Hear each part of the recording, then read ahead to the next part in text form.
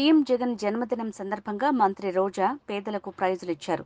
Santa Claus వేషంలో ఓ నిరుపేద ఇంటికి వెళ్లి కానుకలు ఇచ్చారు. విజయవాడలోని వాంబే కాలనీకి చెందిన నాగరాజు అనే దివ్యాంగుడి భార్యకు కిడ్నీ పాడవడంతో ఆర్థిక ఇబ్బందుల్లో చిక్కుకున్నారు.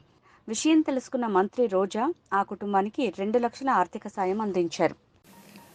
నిజంగా ఈరోజు చాలా హ్యాపీగా అనిపిస్తుంది.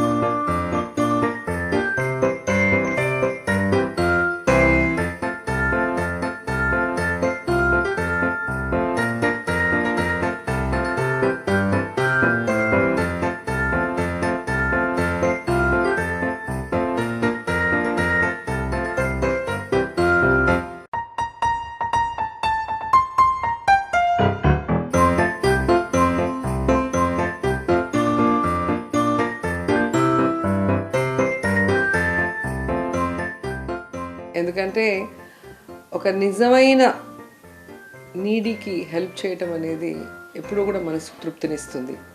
ప్రతి సంవత్సరం జగనన్న పుట్టినరోజు నాకు చాలా స్పెషల్.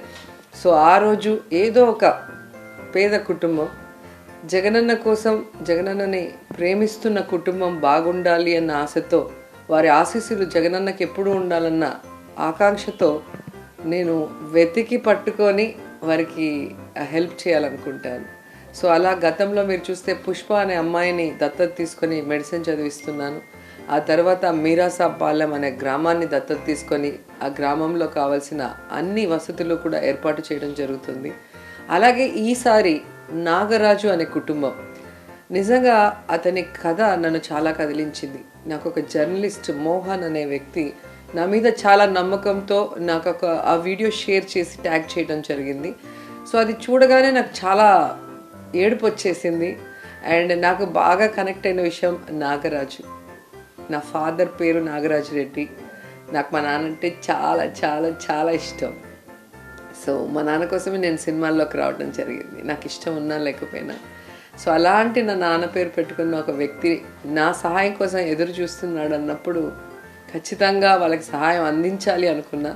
కానీ దేవుడు చూసారా, నాకు ఈరోజే ఇక్కడ సీఎం గారితో మీటింగ్ ఉండే అవకాశం రావటం, దానికి నేను వచ్చి నా పిఏ వెళ్ళవలసిన ప్లేస్లో నేనే నేరుగా వెళ్ళి ఆ కుటుంబాన్ని నా కళ్ళారా చూసి వారి బాధలో వారి బాధ్యతని నేను తీసుకోవాలని చెప్పి డిసైడ్ చేసుకున్నా. సో నాగరాజుకి చెప్పాను, ఇక నుంచి నీకు ఎవ్వరు లేరు అనుకోవద్దు, నేనున్నా, ఒక అక్కగా నేను ఎప్పుడు మీతో ఉంటా. సో ఈరోజు నాగరాజు కోరుకున్న విధంగా అతను ఒక షాప్ పెట్టుకోవడానికి నేను ఫైనాన్షియల్ సపోర్ట్ ఇవ్వటం జరిగింది. అలాగే పిల్లలు నిజంగా ఆణిముత్యాలు పుట్టారు భగవంతుడి ఆశీస్సులతో. సో ఆ పిల్లలు చక్కగా చదువుకునే విధంగా నేను ఎప్పుడు సపోర్టివ్గా ఉంటాను. అలాగే ఆయన భార్య, అమితంగా ప్రేమించే ఆ భార్యకి ఒక కిడ్నీ రిమూవ్ చేయడం వల్ల ఈరోజు బెడ్ రిడన్గా ఉండటం అనేది అతన్ని కలిచివేస్తుంది. సో ఖచ్చితంగా ఏమాత్రం అవకాశం ఉన్నా తన ఆరోగ్యం మెరుగుపరిచి మళ్ళీ ఆ కుటుంబం మొత్తం హ్యాపీగా ఉండేలాగా నేను కృషి చేస్తాను.